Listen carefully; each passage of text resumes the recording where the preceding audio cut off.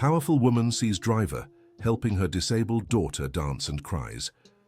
Jennifer Parker looked through the window of the Grand Hall at Lincoln Academy in Chicago as tears streamed down her face uncontrollably. Her daughter Madison was down below, in the school garden, being gently guided by the family driver in an impromptu dance to the music drifting from the graduation ball. It was the most beautiful sight she had ever witnessed in her life.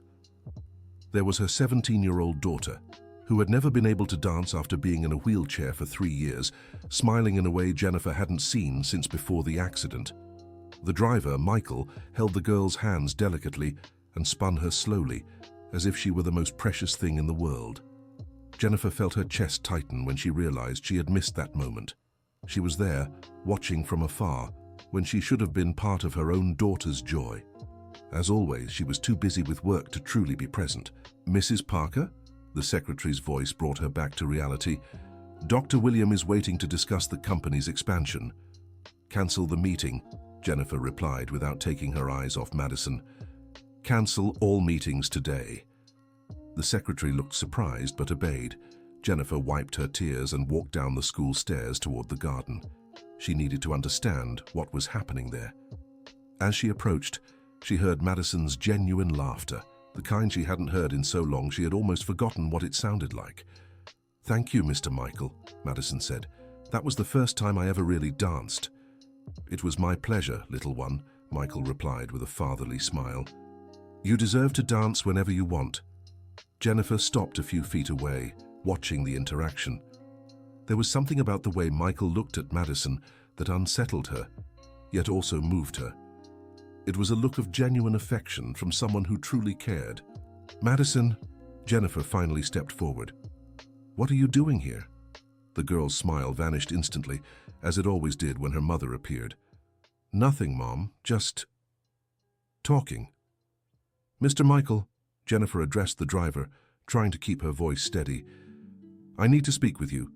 Michael noticed the formal tone and straightened respectfully. "Of course, Mrs. Parker."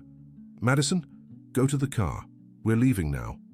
The girl obeyed silently, but Jennifer noticed the sad glance she gave Michael before walking away.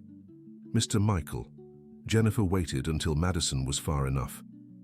"I need to understand. You've worked for our family for 6 months. How did you develop this closeness with my daughter?"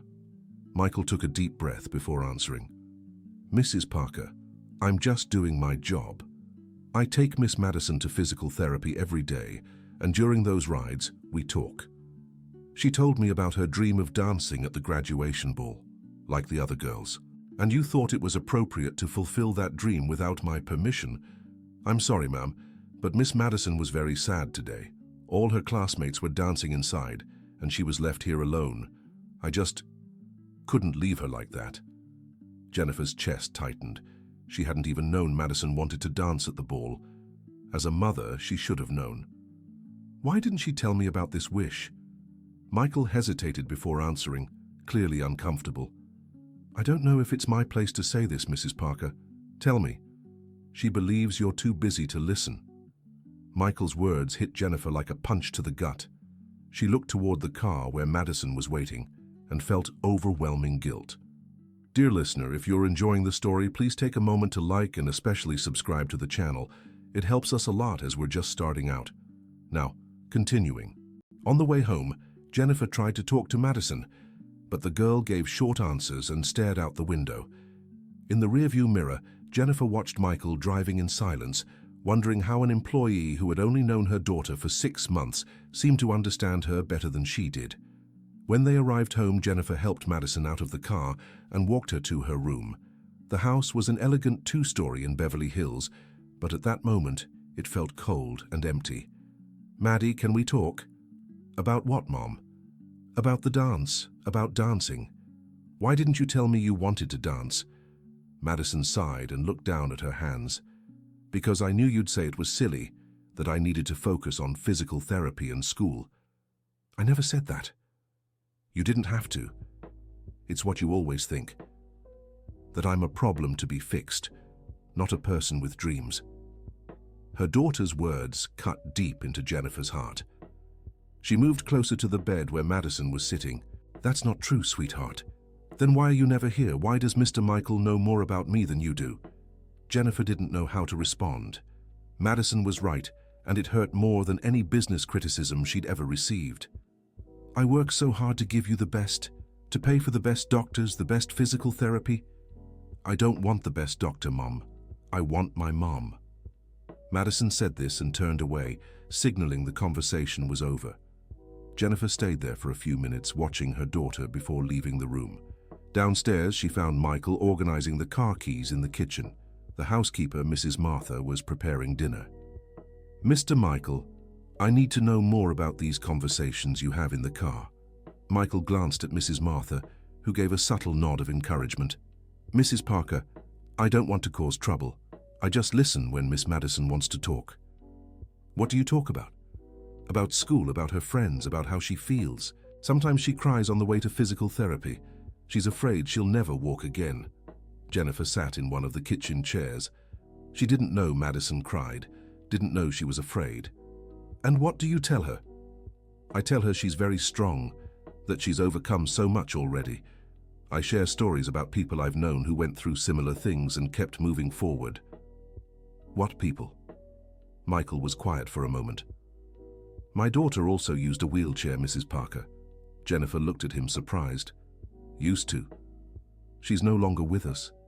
But while she was, she taught me that happiness doesn't depend on the legs we have, but on the heart. The revelation left Jennifer speechless.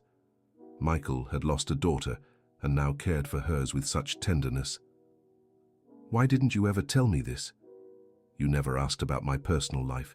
To you, I'm just the driver. Jennifer realized how distant and cold she'd been with the people around her. She treated everyone as employees, not as human beings with stories and feelings. I'm so sorry for your loss. Thank you.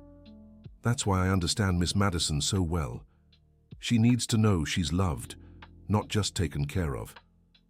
Those words echoed in Jennifer's mind all night. She barely slept, thinking about how she'd failed as a mother while trying to succeed as a businesswoman. The next day, Jennifer cancelled all her morning meetings and decided to go with Madison to physical therapy. It was the first time in months she'd done so. Why are you coming, Mum? Madison asked, surprised. Because I want to be more present in your life. During the physical therapy session, Jennifer watched Madison struggle through each exercise. The girl was sweating, pushing herself, but never giving up. There was a determination Jennifer hadn't noticed before. She's progressing very well, commented the physical therapist, Dr. Sarah. She's been working incredibly hard. Is there a chance she'll walk again? It's hard to say. The accident caused severe injuries, but Madison is young and determined. With dedication, she may regain some movement. Jennifer felt a surge of hope, but when she looked at Madison, she saw no shared optimism. On the way home, Jennifer tried to start a conversation. Dr. Sarah said you're making progress. That's what she always says. You don't believe her. Mom, it's been 3 years of physical therapy. If I were going to improve, it would have happened by now. You can't give up, Maddie. I'm not giving up. I've just learned to accept it. Michael watched the conversation in the rearview mirror but stayed silent. When they got home, Jennifer received a call that shook her. It was her lawyer. Jennifer, I need to see you urgently. Robert is in the United States. Robert was Jennifer's ex-husband, Madison's father. He had moved to Europe after the divorce and hadn't kept in regular contact with their daughter. What does he want? He's filing for custody of Madison. Jennifer felt her world collapse. Robert had never shown real interest in Madison, especially after the accident. On what grounds? He claims you don't have time to care for her properly, that you're always working. And one more thing, he has photos of a man getting too close to Madison. Jennifer understood immediately. Someone had taken pictures of Michael dancing with Madison in the school garden. He's using that against me? He's questioning the appropriateness of allowing staff to have such closeness with a vulnerable minor. Jennifer hung up, feeling betrayed and furious. How dare Robert come back now and use Michael's affection for Madison against her? She called Michael into the home office for a talk. Mr. Michael, I just received some very serious news. My ex-husband is challenging my ability to care for Madison. I'm sorry to hear that, Mrs. Parker. He's using your closeness with my daughter as an argument against me. Michael paled, realizing where this was going. Mrs. Parker, I've never done anything inappropriate. I've only treated Miss Madison with kindness. I know that, but the fact is your presence is complicating my legal situation. What are you saying? Jennifer took a deep breath, hating what she had to do. I'm going to have to let you go. The silence that followed was crushing. Michael lowered his head, clearly shaken. I understand, Mrs. Parker. It's nothing personal, just a legal matter. When should I leave the house? Tonight would be best. Michael nodded and stood to leave. Mr. Michael, Jennifer called after him. Please don't say anything to Madison, I'll explain it to her, as you wish. But explaining to Madison proved impossible. When Jennifer told her Michael wouldn't be working for the family anymore, the girl broke down. Why? What did he do? Nothing, Maddie. It's just a reorganization. That's not true, you're lying. Madison began crying in a way Jennifer had never seen before, a cry of loss, of abandonment. He's the only one who understands me, the only one who treats me like a person. That's not true, I treat you. You treat me like a problem. He treats me like his daughter. The word daughter hit Jennifer like a blow. Madison saw Michael as a father figure, something Jennifer herself hadn't been able to fully be as a mother. Maddie, I'm trying to protect you. From what? From someone who actually loves me? Madison locked herself in her room and refused to come out for the next 3 days. She wouldn't go to physical therapy, wouldn't eat properly, wouldn't talk. Jennifer felt desperate. She had made the decision thinking of Madison's well-being, but it was having the exact opposite effect. Dear listener, if you're enjoying the story, take a moment to like and especially subscribe to the channel. It helps us a lot as we're just starting out. Now continuing. On the 4th day, Mrs. Martha approached Jennifer with a worried expression. Mrs. Jennifer, I need to speak with you. What is it, Martha? It's about Miss Madison. Last night, I saw her talking to someone through her bedroom window. Jennifer rushed upstairs to check. Madison's room was on the ground floor and faced the garden. It was possible for someone to approach from there. Madison, Jennifer knocked on the door. I need to come in. I don't want to talk to you. This isn't a request, it's an order. Jennifer used the spare key and entered the room. Madison was in bed, but there were signs she had been at the window recently. Who were you talking to last night? No one. Martha saw you at the window. Madison looked at her mother defiantly. So what? Can't I even look out the window of my own house? Jennifer walked to the window and saw footprints in the garden soil. Someone had definitely been there. Maddie, if Michael is coming here secretly, it could cause serious trouble. What kind of trouble? Your father is trying to take you away from me. If he finds out Michael is still in contact with you, my father. Madison seemed genuinely surprised. He doesn't even remember I exist. He's in the United States and wants custody of you. Why? Jennifer hesitated before answering. He thinks I'm not taking good care of you. And is he wrong? Madison's question felt like a knife to the heart. Jennifer sat on the bed beside her daughter. I'm trying to do what's best for you. Sending away the only person who truly cares about me is what's best. Maddie, I care about you. You're everything to me. Then why are you never here? Why did Mr. Michael know about my dream to dance and you didn't? Jennifer had no answer. The truth was too painful to admit. That night, Jennifer lay awake, planning how to handle the legal situation. Her lawyer had scheduled a meeting with Robert for the next day. The meeting took place in an elegant office in downtown Chicago. Robert arrived with his own lawyer, looking confident. Jennifer, he greeted her coldly. Robert, why are you doing this? Because I'm worried about Madison. I heard she hasn't been well since the accident. She's in physical therapy, she has medical care, but she doesn't have her mother present. You're still the same workaholic as always. I work to give her the best. The best would be a present family. I can offer that. You're the one who abandoned her when you found out she might never walk again. Robert flinched at the accusation, but kept his composure. I didn't abandon her. I just needed to reorganize my career. For 5 years? Now I'm back and ready to be the father she needs. Robert's lawyer presented the evidence, photos of Michael dancing with Madison, reports from Lincoln Academy staff about Jennifer's frequent absences from school events, and even testimonies from people close to them about her excessive dedication to work. My client isn't questioning the love you have for your daughter, said Robert's lawyer, but he is questioning whether that love translates into presence and proper care. And the inappropriate closeness between your underage daughter and an employee, Robert added. There's nothing inappropriate, Jennifer shot back. Michael is a person of integrity. A man of integrity whom you fired for some reason. Robert smiled slyly. Jennifer realized she was trapped. If she defended Michael, she'd be admitting that her closeness with Madison was appropriate. If she didn't defend him, she'd be agreeing something was wrong. I let him go due to internal family matters. Internal matters involving your underage daughter? Jennifer looked at her lawyer, who subtly gestured for her not to respond. Let's schedule a custody hearing, said Robert's lawyer. We'll let a judge decide what's best for Madison. Leaving the meeting, Jennifer felt defeated. How had it come to this? How had she lost so much control of the situation? At home, she found Madison still locked in her room. Mrs. Martha informed her the girl had barely eaten in 3 days. She's wasting away, Mrs. Jennifer. You need to do something. Jennifer knocked on Madison's door. Maddie, you need to eat something. I'm not hungry. It's not about hunger. It's about taking care of yourself. Why should I when no one cares about me anyway? I care.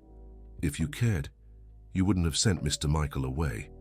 Jennifer pressed her forehead against the door, feeling utterly lost. Maddie, your father wants custody. If I hadn't let Michael go, it would have been worse for both of us. Then let my father take me. At least he won't pretend to care. You can't mean that. I do. It doesn't matter where I end up. Either way, I'll just be a problem to solve. Tears welled in Jennifer's eyes. She had failed completely as a mother and was now losing her daughter in every possible way. That night, around 11, Mrs. Martha quietly knocked on Jennifer's door. Ma'am, there's someone in the garden talking to Miss Madison. Jennifer crept downstairs and hid behind a tree. It was Michael, kneeling by Madison's window. You can't give up like this, kiddo, he was saying, and you're stronger than you think. Why be strong when everything I love leaves anyway? I didn't leave by choice. Your mother's trying to protect you. From what? Your father. He wants to take you far away. And you think that'd be bad?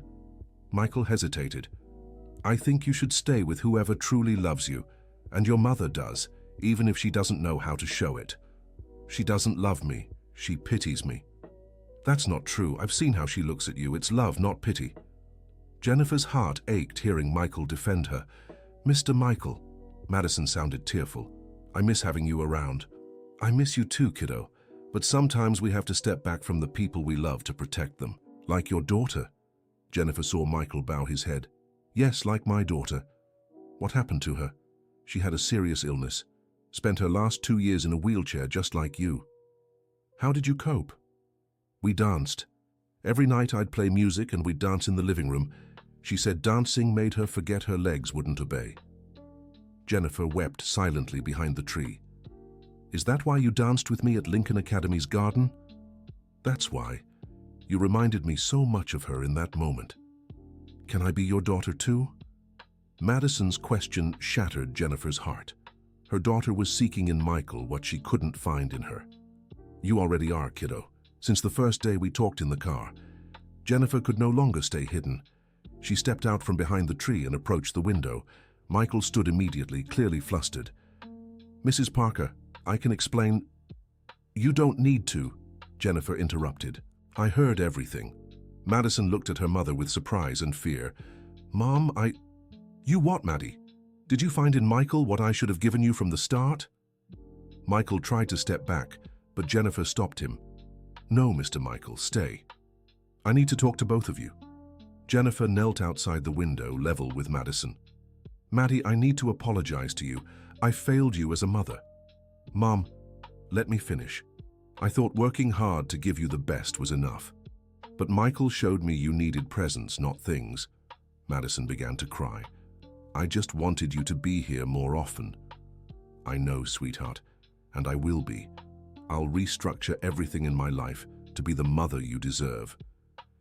And Mr. Michael, will you let him come back?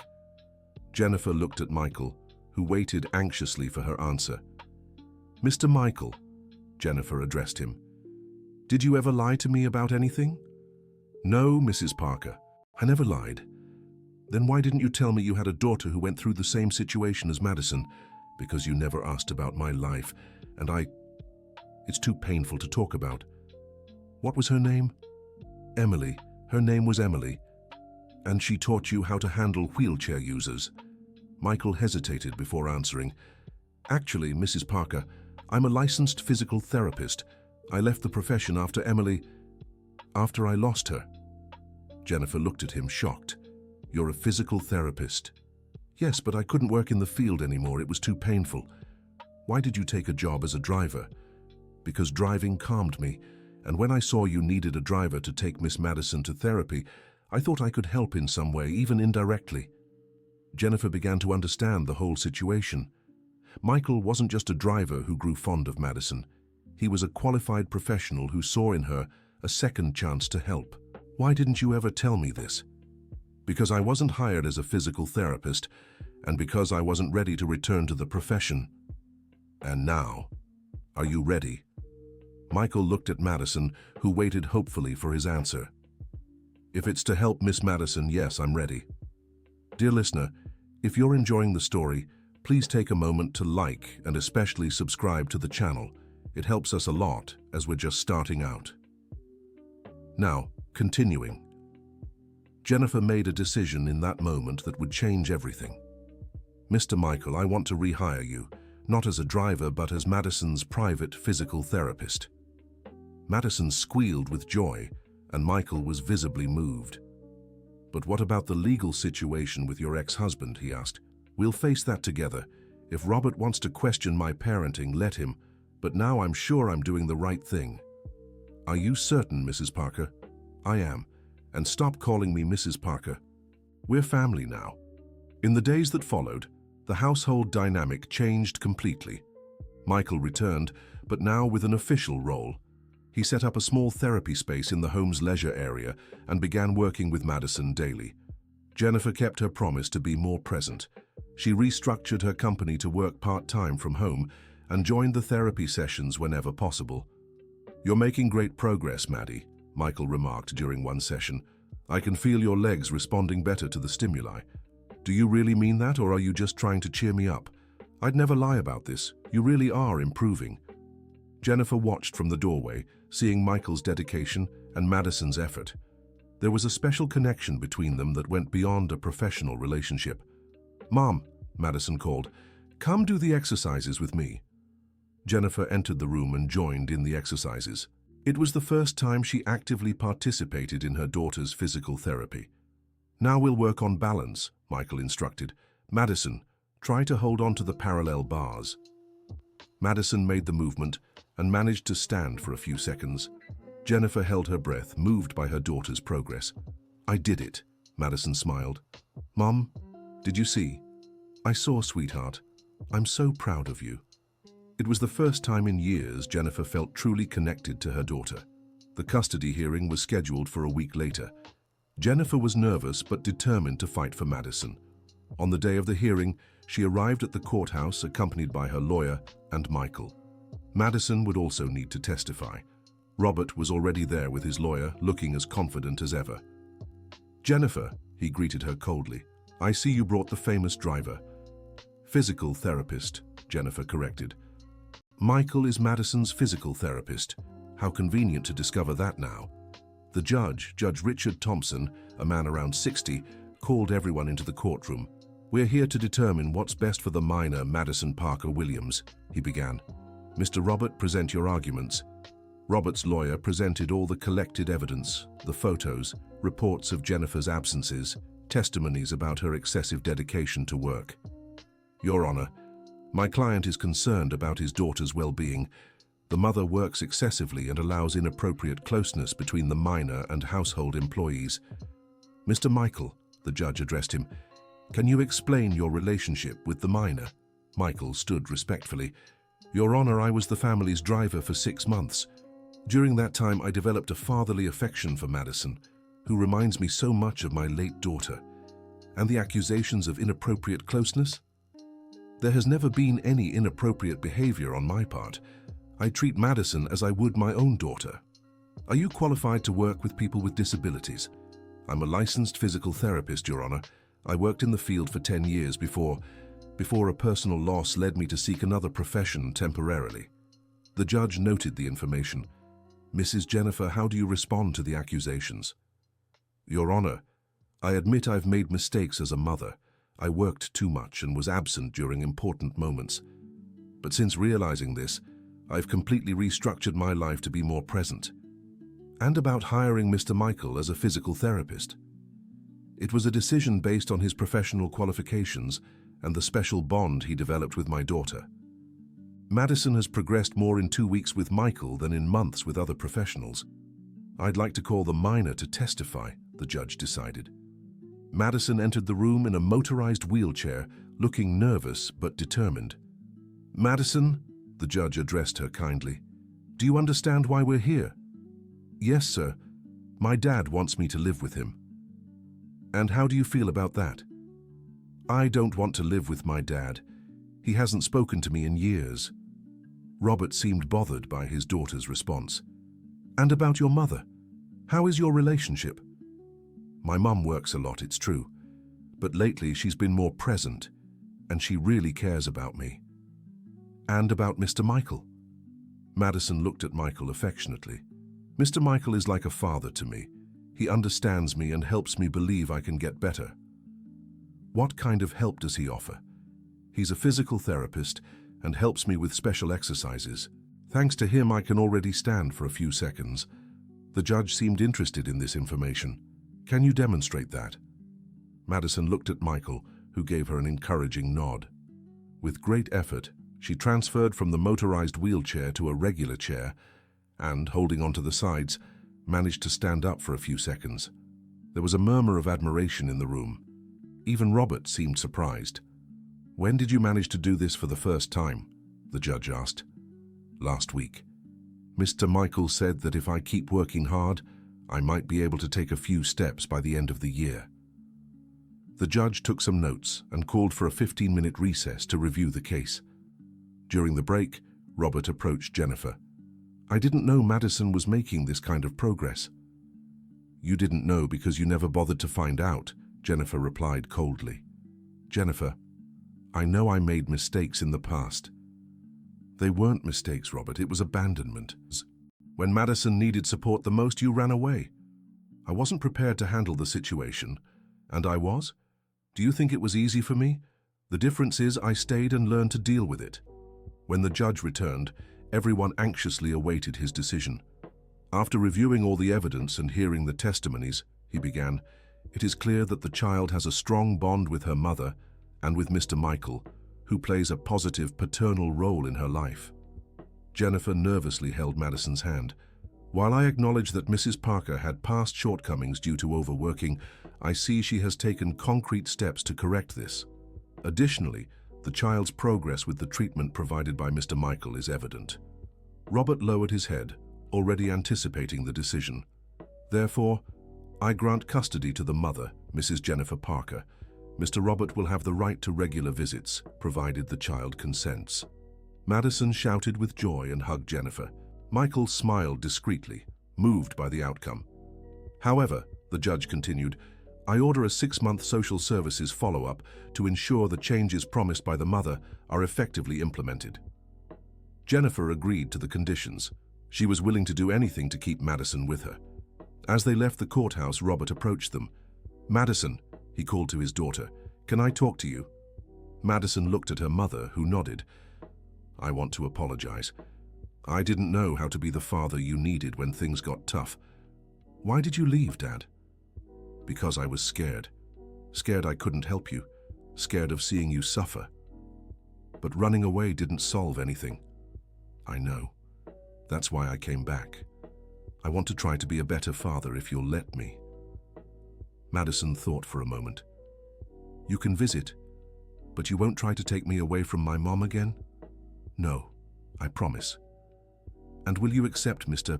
Michael as part of our family?" Robert glanced at Michael, who was standing discreetly apart. "If he's important to you, then yes." In the following months, the family's life settled into a new routine. Jennifer worked only part-time, dedicating her mornings to the company and her afternoons to Madison. Michael continued as her private physical therapist, and Madison's progress was remarkable. Beyond strength exercises, he incorporated activities to improve balance and coordination. "Today we'll try something new," Michael announced during a session. "What?" "We'll try a few supported steps." Jennifer, who was watching, held her breath. Michael positioned Madison between two parallel bars and stood behind her for support if needed. "Now try to stand and take a small step with your right leg." Madison focused, straining to rise. She managed to stand and, with great effort, moved her right leg a few inches forward. "I did it!" she exclaimed, nearly losing her balance from excitement. Jennifer began to cry with joy. It was Madison's first step in 3 years. "Now the left leg," Michael instructed. With even more effort, Madison managed to move her left leg. She was taking real steps, even if they were small, and with support. "Mom, do you see I'm walking?" Jennifer ran to hug her daughter, who was radiant with happiness. "I see it, my love. I'm so proud of you." From that day on, the exercises intensified. Madison was determined to walk independently, and Michael created a specific program to work toward that goal. Robert began visiting regularly, and little by little rebuilt his relationship with his daughter. He also developed genuine respect for Michael, recognizing the crucial role he played in Madison's recovery. "Michael," Robert approached him one day after a physical therapy session, "I want to thank you for what you're doing for Madison." "No need to thank me. It's my job." "No, it's more than a job. It's love, and I recognize that. She saved me just as much as I'm helping her. Taking care of Madison brought me back to life." "How so?" "After I lost my daughter, I shut myself off from the world. I thought I'd never connect with another child again. Madison showed me that a father's love can multiply, not replace." Robert was moved by Michael's sincerity. "You're a good man, Michael. Madison is lucky to have you." 6 months after the hearing, the day of the social evaluation arrived. The social worker, Lisa, visited the home to observe the family dynamic. "How has your routine been?" she asked Jennifer. "Completely different. I only work part-time now. I attend Madison's physical therapy sessions, and we spend our evenings talking and doing activities together." "And you, Madison, how do you feel?" "Very happy. My mom is always here when I need her, and Mr. Michael helps me get stronger every day." "May I observe a physical therapy session?"